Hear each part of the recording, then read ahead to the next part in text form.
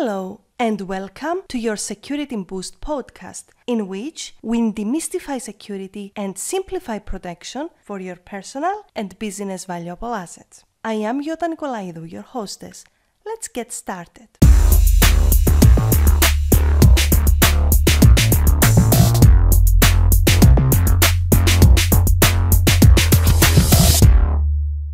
Hey there, I hope you're having a fantastic day and thank you so much for tuning in. So today we are going to talk about, are you really GDPR compliant?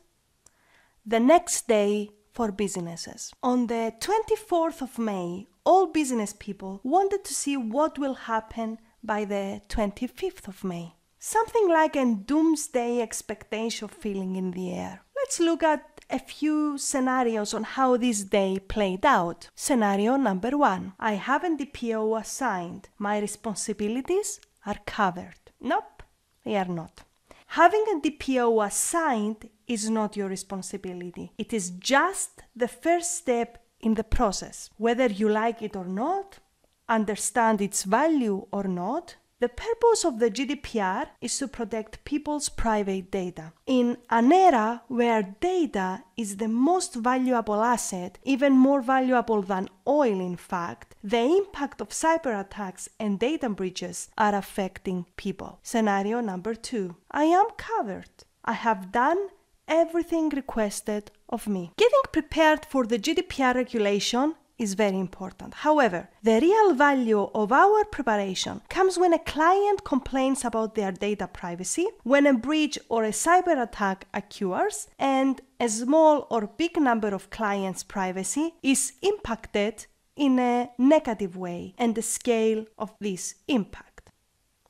Many people have been advising and offering services or GDPR, and not all of them have the qualifications to do so. The effectiveness of those people will have to withstand the impact when the time comes, and it will come sooner or later, as both data breaches and cyber attacks have entered our lives and are here to stay. So my advice for those of you who believe they are compliant is to test its effectiveness. How? Stage an attack and go through the process step by step. Is it working or not? Key point here is, do not ask the person who got you into compliance to test it. No one will find the mistake they themselves made. You need someone who is not biased in the process. If I were you, I would wait to see how a real or a good staged faked attack plays out. You should prefer the second scenario in terms of your business survival, by the way. GDPR requires everyday effort and attention. It is not something constant in time. As your business evolves, you will need to make amendments. Thus, you have to be flexible, and every time you will have to take business decisions, you have to keep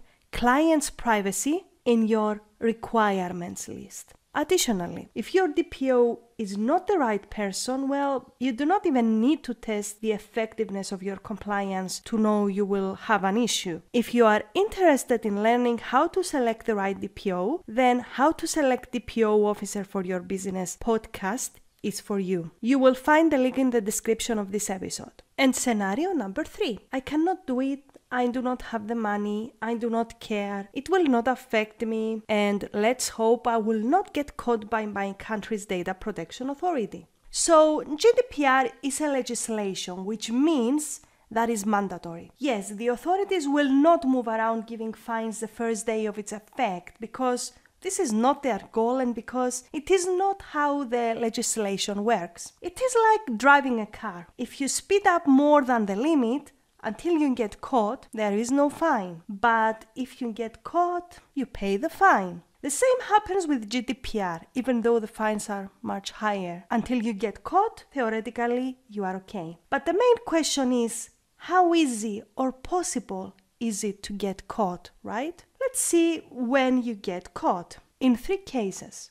When a cyber attack takes place in your company, when a data breach takes place in your company, or when one of your employees makes a mistake and discloses clients' data to a non-authorized person. All 3 scenarios, I am sorry for breaking the bubble, but are possible. With cyber attacks, it's not if, but when. In fact, according to IBM, there are more than 4,000 attacks per day, of which the impact on 60% of those, unfortunately, escalates to business closure within 6 months of the attack, according to the US National Cybersecurity Association. Want to know the average cost of an attack to your business? That is $100,000 according to the European Cybersecurity Organization. Note, this amount is before GDPR fines. I will make a prediction here. The amount will at least double that, based on the value of clients' data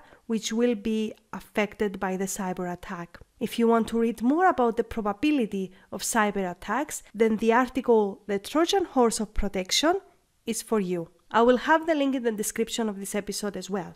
Why am I telling you all this? Because I want you to understand the strong relationship between cyber attacks and GDPR. There is no clearer way to say it, but without business security, you cannot have GDPR coverage. Data is a building block of a business in our days, and this data affects people in a negative way if it falls into the wrong hands. It is very easy to happen, and you will be held liable. So if I were you, with the mentality of the 3 scenarios I mentioned in this episode, I would reconsider. Sooner or later, you will get caught, because a mistake, a cyber attack, or a data breach will happen. And as Robin Sharma says, he who sweats more in training bleeds less in war. That's taken from the ancient Greeks. There is no better way to communicate to you that if you prepare properly for a cyber attack and you are